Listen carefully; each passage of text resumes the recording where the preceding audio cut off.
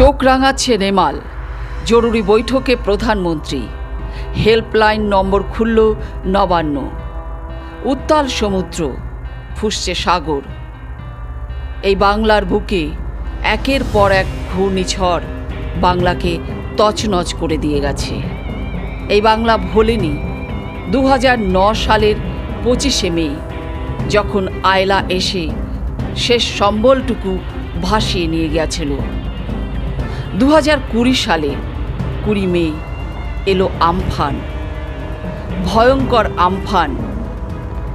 বাংলার বিভিন্ন জেলায় যেভাবে ক্ষতিগ্রস্ত করেছিল তা অকল্পনীয়। বাদ পড়েনি কলকাতাও। 2021 সালের 26শে মে এলো ইয়াস।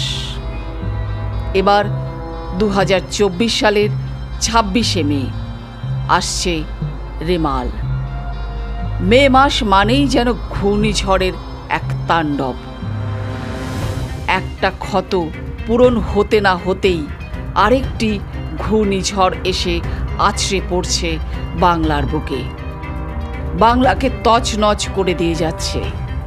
আজ সেই স্মৃতিকে উস্কে দিয়ে ফের শঙ্কার প্রহর গুনছে রেমাল। ঘূর্ণিঝড় রেমালের কারণে 21 ঘন্টা কলকাতা বিমানবন্দর বন্ধ থাকবে।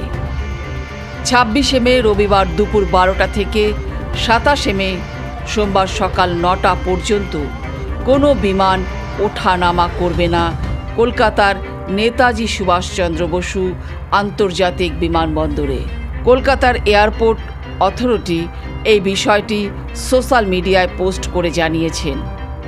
এর জন্যে প্রায় 50,000 যাত্রীকে দুর্ভোগের মধ্যে পড়তে চলেছে।